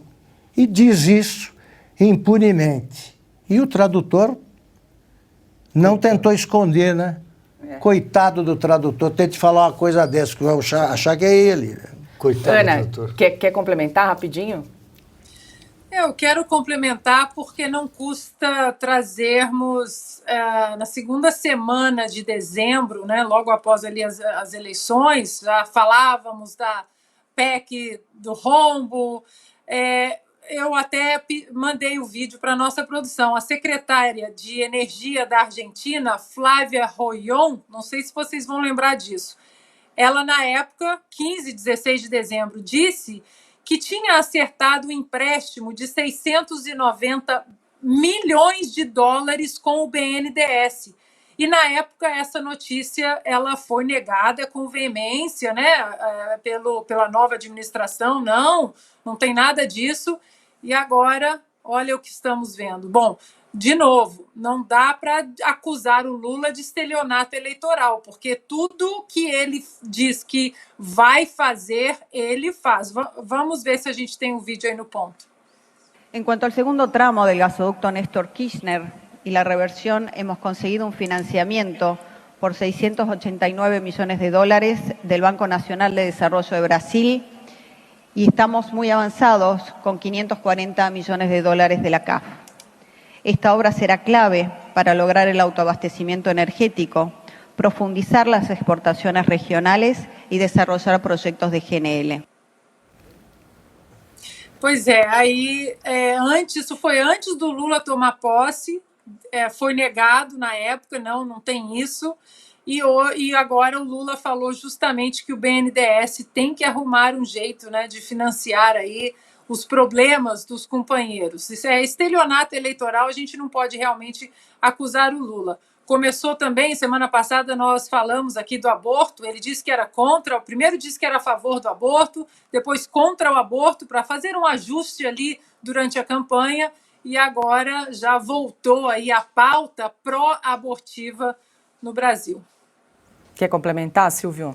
Não, só para arrematar, num ponto em que o Lula está anunciando a possibilidade de uma moeda comum com a Argentina. Só que a própria Argentina, nesse momento, tem o Blue. Quem vai viajar para a Argentina sabe que é um dólar paralelo, porque com a hiperinflação e a desvalorização do peso, até o dólar tem um câmbio diferente, um câmbio de rua. A Argentina está no terceiro ministro da Economia. Esse Sérgio Massa, que hoje assinou ali acordo protocolar com o Fernando Haddad, ele já é o terceiro. Ele substituiu a Silvina Bataques, que vem depois do Martim Guzmán, justamente porque o peso vai perdendo valor dia após dia, desde que o Alberto Fernandes assumiu, a inflação segue a galope e a Argentina não tem crédito. A Argentina não tem aonde bater a porta para pedir dinheiro e socorro, muito menos ao Fundo Monetário Internacional, porque ela é caloteira. Então a Argentina bate a porta de quem? Bate a porta do Brasil, já que o Lula abre as portas do BNDES para financiar a recuperação dos hermanos. É disso que se trata. E o Fernando Haddad apareceu. O Augusto falou agora há pouco, né? O que será que o Lula estava querendo esconder? O que eles estão escondendo? Escondendo o Fernando Haddad, que até agora, 23 dias de governo, ninguém sabe qual é o plano econômico do Brasil. Sabe que pode ter uma moeda única, né? Pelo menos na cabeça deles poderia ter uma moeda única, mas o plano econômico para o Brasil, Fernando Haddad não disse ainda. Está estudando economia, né? Bom, já que a gente está aqui comentando algumas pérolas na economia entre os dois países, aí, Brasil e Argentina, vale exibir um trecho de uma entrevista do Alberto Fernandes ao programa Canal Livre da Bandeirantes na noite de ontem. O presidente da Argentina disse que a inflação é autoconstruída na cabeça da população. Vamos acompanhar um trechinho. O que temos que fazer é erradicar a lógica inflacionária de la Argentina. ¿Y cómo se hace eso? Eso, ¿cómo se hace? Y bueno, es que no es fácil de hacer, porque gran parte de la inflación argentina es una inflación que los economistas llaman inflación autoconstruida, que es la inflación que está en la cabeza de la gente. La gente lee en un diario que va a subir, claro, va a subir el combustible, y entonces empiezan a aumentar por las dudas. Augusto, e aí, 95%, a Argentina encerrou 2022 com 95% de inflação na cabeça dos argentinos, é isso? Esse cara aí também ouviu uma conversa qualquer entre economistas e não entendeu nada, né? Você tem um fenômeno mais antigo tão antigo quanto a circulação da primeira moeda, né, cunhada ou não, que é o seguinte: você tem a expectativa de que haverá a mesma inflação ou maior no mês seguinte, provoca o fenômeno que aconteceu no Brasil antes, que você remarcava preços partindo da suposição de que no mínimo o índice inflacionário desse mês se repetiria. Era isso, tá? Você faz então os que fizeram o Plano Real foram muito engenhosos. Você faz aqui se criou uma moeda virtual até, deixar os preços oscilar e tal. Quando os preços ficaram num patamar razoável para todo mundo, aí foi fixado o preço com a nova moeda, que foi o real. Esse cara está achando que é um problema mental, assim, vamos fazer um pensamento positivo. Né? Deve ter sido isso, ele deve ter atribuído a conquista da Copa do Mundo a isso aí, vamos ganhar a Copa. Vamos eleger um Papa argentino. Então todo mundo ali vai eleger o Papa argentino. Ele acha que é isso, a inflação vai acabar amanhã. Então é o seguinte: você ter um Fernandes não é brincadeira para nenhum país. Você ter um Lula também não é fácil. Você juntar os dois, os brasileiros e argentinos cometeram um pecado gravíssimo, tá? Porque nós temos o Papa argentino e mesmo assim isso acontece, ou o Papa está ocupado com outros países, ou o Argentina e o Brasil sozinhos, deliberando sobre isso, sobre inflação, e vem o cara falando em pensamento positivo. Eu não sei como os meus amigos ali da bancada não caíram numa gargalhada federal. Silvio, você que morou na Argentina, tenta traduzir o que ele quis dizer com inflação autoconstruída na cabeça. Ele não sai na rua, em Buenos Aires, por exemplo, para citar a capital, que dirá outras regiões do país dele, né? Especialmente regiões mais pobres. Ele não sai à rua. Há relatos, a gente tem amigos lá, mas há relatos nas próprias páginas dos jornais, especialmente o La Nación. Para quem tiver curiosidade, é só procurar, de que a Argentina vive uma crise econômica similar à pior da sua história, do Fernando de la Rúa. Fernando de la Rúa, que teve que deixar a Casa Rosada em dezembro de 2001 num helicóptero, depois de quebrar o país. Todo mundo se lembra do Corralito, por exemplo, que foi o confisco de poupanças. E naquela época, Paula, já que você citou ali experiência pessoal de ter passado pela Argentina, você andava nas ruas da capital, do centro, ou não precisa nem em regiões mais turísticas, você via pais ali de família, bem vestidos, pedindo uma pasta de dente na rua, carregando algum pouco de alimento, constrangidos de estar passando por aquela situação, porque o país estava completamente quebrado. E agora o que a gente vê, segundo relatos, é que o país vive uma situação similar. 40% da população da Argentina hoje é dependente de cartões de benefícios do governo. E quanto mais filhos as famílias têm, maior é o valor.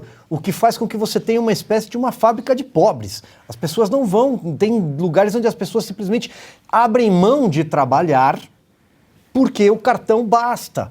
Então, olha para que lado a Argentina vai indo, e a gente quer ter o nosso peronismo à brasileira, pelo senhor Lula, para justamente embarcar numa moeda em comum com a Argentina. E inflação imaginária é só coisa que passa pela cabeça de alguém que não frequenta o supermercado, que não vai à farmácia, que não sabe o preço das coisas. Talvez porque tem um ajudante de ordens, ele levanta o braço e o ajudante de ordens traz o que quer para ele e ele nunca olhou o preço. 19h08, estamos ao vivo na plataforma Rumble, mais de 48 mil pessoas nos acompanhando ao vivo. Muito obrigada pela sua audiência. Não esqueça de deixar o seu like, o seu comentário, de se inscrever aqui no nosso canal para acompanhar o Oeste Sem Filtro, o Oestecast, o Estúdio Oeste, as Liberais, toda a grade de programação aqui da Revista Oeste na plataforma Rumble. E agora é hora de entrevista no Oeste Sem Filtro.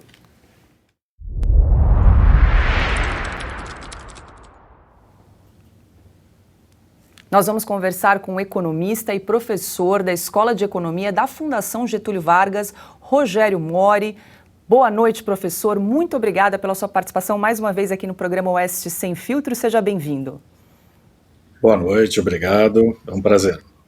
Professor, para começar, eu gostaria de saber, a gente já comentou bastante aqui durante o programa, mas a sua opinião sobre a criação de uma possível moeda única sugerida aí por Lula e Alberto Fernandes. Na prática, quais são os riscos para a nossa economia? Quem ganha, quem perde com essa medida?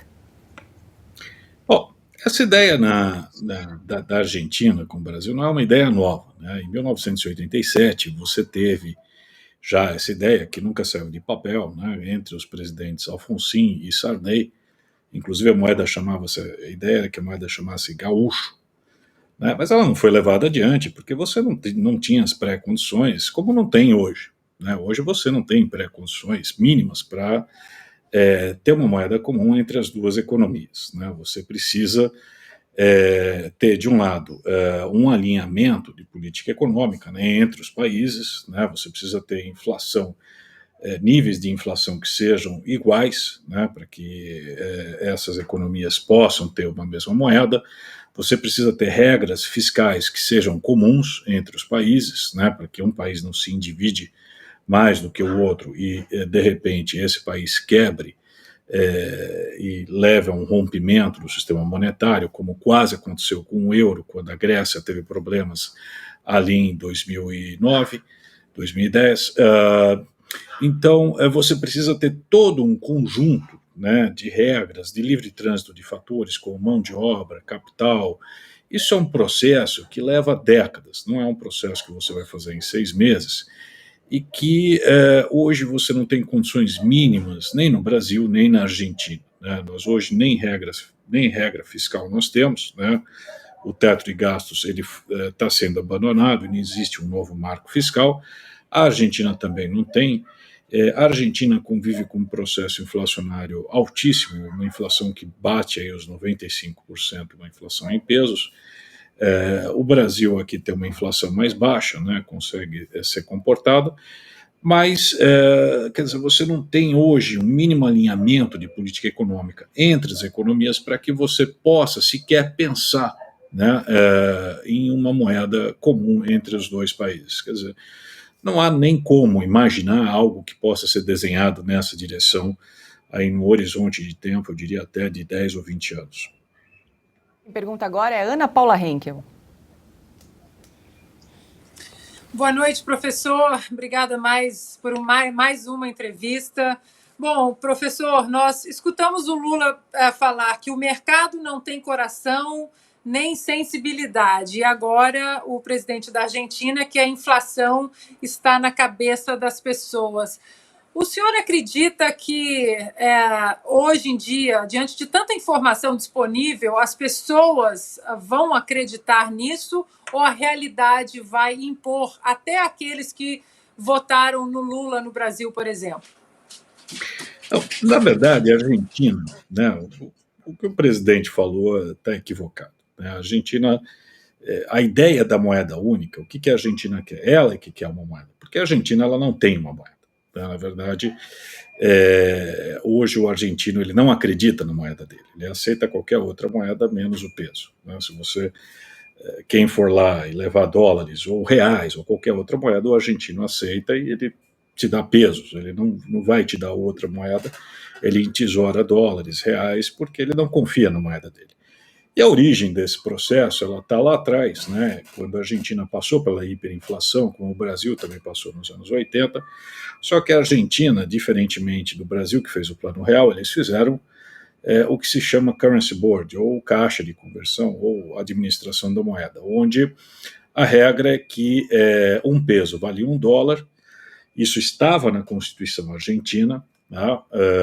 Isso é o Plano Cavallo, Domingo Cavallo, que foi o ministro da Economia que implementou esse programa, e que o Banco Central da Argentina ele só emitiria pesos na quantidade que ele tinha em dólares. E implementou a conversibilidade, o que significa que você poderia realizar transações em pesos ou em dólares na economia argentina. Ou seja, você passou a ter uma economia que convivia com duas moedas distintas, o dólar e o peso, né? Esse sistema ele ajudou a inflação a cair na Argentina, mas ainda assim a inflação na Argentina ela continua acima do resto do mundo, o que levou a Argentina a perder competitividade e a crise, né, que em 2001 desembocou numa crise cambial gigantesca, que o próprio Domingo Cavallo levou ao colapso quando ele rompeu com essa regra e passou a emitir mais pesos do que tinha de reservas em dólares, né? E aí vocês mesmos lembram, né?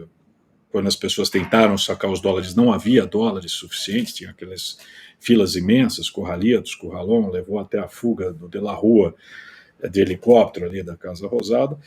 E aí a Argentina caiu no pior dos mundos, ela passou a ter um sistema convivendo com duas moedas, onde uma moeda era extremamente confiável, que é o dólar, e outra moeda que é não confiável, que é o peso, né? E com governos populistas, peronistas, que fazendo cada vez mais programas sociais, gastos sociais, se financiando, emitindo moeda, gerando inflação, o que gerava uma desconfiança em relação à moeda argentina, e as pessoas passaram a querer migrar cada vez mais para dólares e se desfazer de pesos. À medida que você procura se desfazer de pesos, isso leva a um aumento da velocidade da circulação dessa moeda e à própria inflação.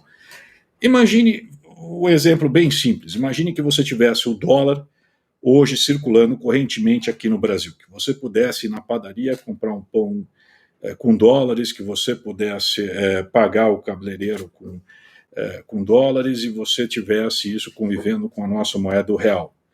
E aí entra o governo com uma série de incertezas no plano econômico. O que as pessoas vão optar para ter como moeda, ter como ativo? Dólares. Vão querer garantir isso porque vão temer que o real vai perder valor.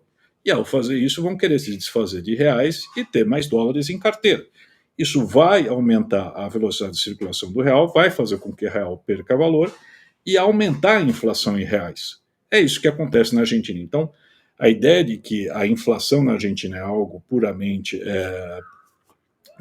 ilusório, ou eu não me lembro agora como o presidente falou, é só mental, não, a inflação existe, é uma inflação em peso, a inflação em dólar é baixa na Argentina, mas o que existe é a inflação em peso, porque as pessoas não querem pesos, as pessoas querem outras moedas, né? Tanto que você tem uma escassez de dólares na Argentina porque ela é entesourada pelos argentinos, né? Então o que o governo argentino quer, né, e isso eles querem propor a criação de uma nova moeda, é eles voltarem a ter uma nova moeda. Estamos conversando com o economista Rogério Mori. Quem pergunta agora é Silvio Navarro. Boa tarde, Rogério. Prazer conversar contigo mais uma vez. Eu acho que você tratou já da questão fiscal, né, das regras fiscais que inclusive estão sendo revistas já em pouco tempo de administração do PT. Mas a pergunta que fica é, num dado momento da fala do Lula, ele fala assim, não, aí como se fosse simples, né? O Banco Central lá conversa com o Banco Central aqui, eles sentam e resolvem a questão de juros, de tempos em tempos, me lembra aqui o Augusto Nunes, tudo muito simples, só que primeiro, o Banco Central no Brasil ainda é autônomo, né? Ainda é independente. E aí fica a pergunta, por que o Banco Central assumiria um risco desse? E mais, quem seria o tal fundo garantidor para uma situação de risco iminente, né? Na fusão de moedas ou criação de uma moeda única? Isso não existe, quer dizer, não é um processo assim, vamos sentar, como se você fosse tomar uma cerveja em um bar, vamos compensar de um para o outro, né? Vou pegar o exemplo de uma moeda que avançou e ainda assim tem seus problemas, que é o euro, né? O euro é um projeto que vem de décadas, né? E que precedeu, por exemplo, você tinha um sistema monetário europeu onde cada moeda flutuava muito pouco em relação à outra, como, por exemplo, a lira flutuava muito pouco em relação ao franco, que flutuava muito pouco em relação ao marco, né? E em dado momento a libra ela saiu, né, desse sistema, porque a Inglaterra sofreu um ataque especulativo em 92, né, pelo próprio Soros. A Inglaterra teve que flutuar a Libra e ela nunca mais voltou a esse sistema. A Inglaterra era para fazer parte do euro, mas ela optou por não voltar, né? E esse sistema ele tem um alinhamento, porque é exatamente para evitar que, de repente, na fusão, na criação de uma nova moeda, um país não esteja muito valorizado em relação ao outro, né? De repente um país não seja competitivo em relação ao outro e a sua economia seja prejudicada. Então isso é um processo que leva anos, 10 anos, né? E antes do euro você teve uma moeda virtual que era o European Currency Unit, o EQ, e que aí depois disso você teve o euro, né? E tinha regras fiscais. Um país não poderia ter mais do que 3% do PIB de déficit e relação dívida-PIB inferior a 60%. Quer dizer, não poderia ter uma dívida alta e nem um déficit alto, né? Quer dizer, tudo isso já pré-definido para você fazer parte desse clube que integraria o euro. Nós não temos isso, quer dizer, não há essa dimensão, né, aqui dentro. Não é você simplesmente sentar e falar, um Banco Central conversa com o outro e vamos acertar. Não funciona assim, né? Todas essas condições, elas são prévias e depois você cria um Banco Central Europeu independente, né? Vamos lembrar que o Banco Central que vai cuidar dessa nova moeda, ele tem que ser independente, tá? O Banco Central Europeu ele é independente em relação a todos os demais países, ele define a política monetária da zona do euro, né, que vai estabelecer a taxa de juros da região. E mesmo dentro dessa região, onde você tem a zona monetária, né, que a gente imagina o euro for um sucesso, tem seus benefícios? Tem, mas tem problemas. Por exemplo, você tem regiões onde a produtividade da economia cresceu muito mais do que outras. É o caso da Alemanha. A Alemanha, a produtividade cresceu muito mais do que em outros países. Resultado, a Alemanha desindustrializou boa parte da Europa. Hoje, grande parte da indústria da Europa está onde? Na Alemanha. Regiões que tinham indústrias, como a Espanha, desapareceu, né? Acontece. Você teve países que não cumpriram inteiramente essas metas fiscais e se endividaram excessivamente, como foi a Grécia, como é a Itália. A Itália tem um problema de um endividamento relativamente alto e que, com o Banco Central Europeu hoje subindo os juros, tem um risco fiscal de não conseguir financiar a sua dívida, né? Então, mesmo nós estamos falando com todos os parâmetros, todos os cuidados que foram tomados ali na região da zona do euro, você ainda tem problemas. Quer dizer, não é uma coisa simplesmente de um voluntarismo, vamos criar uma moeda que da noite para o dia vai aparecer o SUR, né? Quer dizer, como eu falei, é algo que eu acho que, a meu ver, essa é uma estratégia, algo que interessa a Argentina, porque a Argentina ela tem um problema inflacionário, ela não tem uma moeda, ela tem uma moeda que não tem credibilidade junto à sua própria população, né? E que a Argentina passou muito próxima de uma dolarização antes do Plano Cavalo em 91. A Argentina ela tem um risco, ela não tem uma dolarização plena porque ela não tem dólares suficiente, né? Mas o que o governo argentino quer é ter uma nova moeda, porque o peso ele não é uma moeda hoje que dê junto à sua própria população confiável. O argentino hoje ele quer outra moeda, né? Então daí a ideia de se ter uma moeda do Mercosul e querer criar uma moeda comum. Mas isso é um exercício que é muito difícil, é algo muito longo e não é no horizonte de tempo curto que você consegue fazer isso. Perfeito. Professor, quem pergunta agora é Augusto Nunes. Professor, boa noite. Eu me recordo de que estou pensando agora o seguinte, o senhor teve tempo para explicar por que o senhor deu uma resposta para mim perfeita quando tratamos de passagem nesse tema na entrevista anterior, né? Nós perguntamos o que o senhor achava disso aí, o senhor respondeu com um sorriso e tratava que é mais ou menos uma piada isso aí.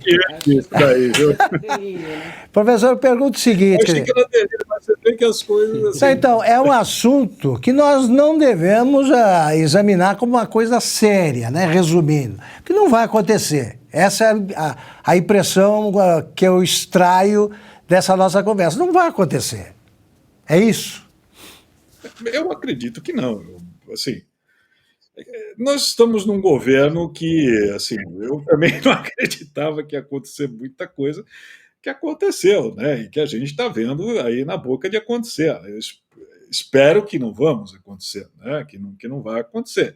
Eu digo que para você ter uma moeda única que de fato funcione, é um processo longo, é um processo difícil. Agora, pode ser que eles, de repente, queiram montar algo que não vai funcionar, né? Sempre é possível. Não sei o que está se pensando dentro do governo com esse projeto. O que eu digo é que você ter uma moeda única não é um processo simples, não é simplesmente vamos criar uma moeda, vamos amanhã ter o SUR. Ele é um processo complexo, ele é um processo difícil, ele demanda você ter mobilidade de fatores, quer dizer, um argentino, se quiser trabalhar no Brasil, ele pode a qualquer momento, um brasileiro trabalhar na Argentina, idem, você precisa ter a harmonização de regras trabalhistas, você precisa ter o sistema financeiro também operando em regras relativamente similares, harmonização tributária, quer dizer, tem que ter todo um conjunto, por exemplo, na Europa você tem uma harmonização tributária em vários, você não pode ter essa maluquice de impostos, de estrutura tributária que você tem no Brasil e querer fazer com uma moeda única, que você vai ter problema de assimetria de competitividade, quer dizer, então tudo isso para ter algo que funcione é algo bem complexo, né? Não é simplesmente uma questão de voluntarismo. Agora, nós estamos dentro de um governo que de repente os caras falam, vamos fazer e pode fazer, se vai dar certo são outros 500, né? Mas é que é um processo muito complicado. Nós conversamos ao vivo com o economista Rogério Mori. Professor, muito obrigada pela sua participação mais uma vez aqui no Oeste Sem Filtro. Espero que numa próxima a gente possa tratar aí de questões mais concretas e práticas, né? Eu que agradeço. Obrigado. Agora 19h25. Quer comentar, Augusto? Não, Paulo, eu queria aproveitar para esclarecer, para deixar mais claro que uma expressão que eu usei um fenômeno a que eu aludi no comentário anterior. Quando eu falo da inflação, países que têm uma inflação crônica acabam vivendo o fenômeno da inflação inercial. Era essa a expressão que eu queria lembrar. Sim, como no mês passado, 2 meses antes, a inflação foi de 30%. No mês anterior, 30%. Neste mês, 30%, você tende a remarcar preços nessa mesma linha. Isso é uma coisa tão antiga que não precisava ser transformada aí numa questão mediúnica pelo nosso presidente Fernandes, né? Como se fosse um problema de energia positiva. Vamos convocar aí torcedores do Boca e do River a se unirem numa oração, né, feita especialmente pelo Papa para a Argentina para resolver o problema da inflação. É isso aí. Mas é porque ele, Augusto, ele anda com a turma que fala 12%. De 30%, 30% de 12%. Exatamente. É a turma do Fernandes. É a turma da meta. Chegou na meta, dobra a meta, né? Sem ter meta. Sem ter meta. Chega a meta, dobra a meta. Agora é 19h27 e agora a gente vai revelar então o resultado da nossa enquete do dia. Vamos lá. Você é favorável à adoção de uma moeda sul-americana comum? Sim, então 0,6%, não 99,4%. Tá, estamos conversando com gente sensata. Nome já temos, né, Paula? Ah, já temos o nome, exatamente, bem lembrado, Ana. Vamos exibir aqui na tela um tweet. Tá pronto aqui, produção? Luiz. Pronto, tá aí a sugestão de nome para moeda comum entre Brasil e Argentina. Pêsames. Pronto, essa questão já está resolvida. Agora só tem que conversar com o Banco Central, enfim, outros detalhes, né? Não, vai ver, na mesa do bar ele resolve. Esse é o problema, como todo será resolvido no botequim. Você se lembra que ele resolveu uma guerra na Ucrânia? Claro. Bate-papo, algumas cervejas. Agora ele falou, não, a gente senta ali, o presidente do Banco Central de um, o presidente do Banco Central do outro, e rapidamente o professor Rogério Mori bem lembrou, o Brasil é um verdadeiro manicômio tributário, né? Tem 27 legislações ímpares totalmente diferentes em cada lugar. Como é que o Brasil vai querer ter qualquer tipo de paridade de leis com a Argentina, né? É uma loucura. É por isso que estão entusiasmados os empresários, né? Essa é a solução de todos os problemas do Brasil. É isso aí, Olha, então. a gente está brincando, mas o assunto é tão sério que o deputado Paulo Eduardo Martins, ele foi ao Twitter agora, tem 1 hora, e tuitou o seguinte: o arrombamento do BNDES para financiar os sócios do PT já está anunciado. Para evitar isso, no ano passado apresentei o PL 3019/22, que proíbe que o BNDES empreste dinheiro para o estrangeiro. É imprescindível que o Congresso apoie essa tese. Já vimos esse filme, o fim é ruim. Então, aí, agora, mais do que nunca, a gente precisa apoiar o projeto do deputado Paulo Eduardo Martins, que proíbe que o BNDES empreste dinheiro para o estrangeiro. Tem razão, o problema é sério, mas nós estamos tratando como piada o pêsames. E isso explica por que a indicação do Ministério, a construção do primeiro escalão do governo começou pelo BNDES. Começou por Aloysio Mercadante. Bom, agora 19h29, termina aqui mais uma edição de Oeste Sem Filtro. Como lembrou aqui no nosso chat a vovó Ana, bora lá assinar a revista, pessoal. Sou assinante há vários meses e recomendo. Então, você que está acompanhando o programa Oeste Sem Filtro, gosta do nosso conteúdo, mas ainda não é assinante da Revista Oeste, corre lá no site revistaoeste.com/assine ou aponte a câmera do seu celular para o QR Code que está aparecendo aí na tela, com a assinatura digital. Lembrando que nós não temos revista física, é 100% digital. Você tem acesso aos textos dos melhores jornalistas do Brasil, a gente sempre fala aqui, e a sua assinatura apoia projetos e programas como aqui o Oeste Sem Filtro, nosso jornalismo independente. Então, se você... temos o site, exatamente, todos os dias, revistaoeste.com, comandado aqui pelo grande Silvio Navarro. Ele é quase onipresente aqui na Revista Oeste agora. É verdade. Bom, então quero dar boa noite a Ana Paula Henkel e lembrar a todos que hoje, 23 de janeiro, completamos 2 meses de programa no ar. Fazemos aniversário hoje de 2 meses. Parabéns, né? Para toda a nossa equipe. Com tantos contratempos, desmonetização no YouTube, com restrições, estamos aqui firmes e fortes, resistimos. Sempre.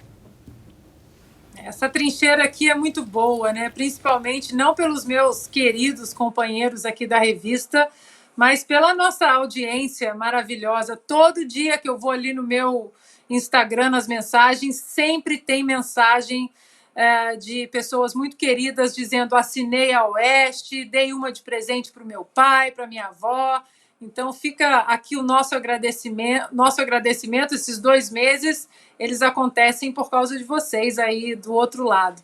Paula, obrigada por mais uma condução do programa, nossa âncora maravilhosa. Querido mestre Augusto Nunes, estávamos com saudades. Craque Silvio Navarro, um beijo ao Fiuza ainda de férias. Boa noite e até amanhã. Silvio Navarro, nossa grande aquisição aqui no Oeste Sem Filtro, mais uma vez, obrigada aí por estar conosco nesse segundo mês de aniversário. Eu que agradeço, Paula. Boa noite para você, meu irmão Augusto Nunes. Um beijo para essa craque Ana Paula Henkel e, sobretudo, para quem nos faz companhia aqui todas as tardes de segunda a sexta-feira. Queria reforçar o convite para você assinar a Revista Oeste. Tem um QR Code que aparece no cantinho direito da sua tela. Você aponta o celular, o passo a passo é muito simples, porque é você que financia a Revista Oeste, é você que financia também esses vídeos. A Revista Oeste não aceita recurso público, dinheiro de partido político, dinheiro de governo nenhum. E ao apoiar o nosso jornalismo independente, conteúdo exclusivo para os nossos assinantes, também o site bem lembrado aqui, 24 horas, você também está apoiando o nosso conteúdo em vídeo. Então, boa noite a todos e contamos com a sua assinatura. Augusto Nunes, ainda bem que você voltou de férias para comemorar aí o segundo aniversário. Paula, minha âncora querida, Silvio, meu irmão, meu craque, Ana, minha parceira querida, um beijo para o Guilherme, meu irmão, e principalmente um beijo para vocês que garantem esse programa. Eu estou voltando de alguns dias de férias no litoral norte, eu fiquei realmente comovido mais uma vez com as evidências de que vocês nos acompanham em qualquer dificuldade que apareça. Nós estamos conseguindo mostrar, graças a vocês, que não é o YouTube que determina o fim ou o crescimento de algum programa, não. Não é mesmo. A gente sobreviveu, a essas restrições do YouTube. Estamos crescendo e graças a vocês vamos crescer muito mais. Assinem a revista. Eu vi o que eu vi de assinante, né, porque eu achei que iria dar alguma informação. Olha, estamos na revista, já assinei. Então, que mais pessoas assinem, porque vocês é que determinam se um programa deve acabar ou continuar. E graças a vocês, nós estamos convencidos de que continuaremos sem recuos. Boa noite. Um beijo grande a Guilherme Fiuza, que está de férias. Muito obrigada a você pelo carinho, pelas mensagens, pelos comentários. A gente continua aqui firmes e fortes. Lembre-se de fazer a inscrição no nosso canal do Rumble e deixar o seu comentário, o seu like e se inscrever aqui no canal. Uma boa noite e até amanhã.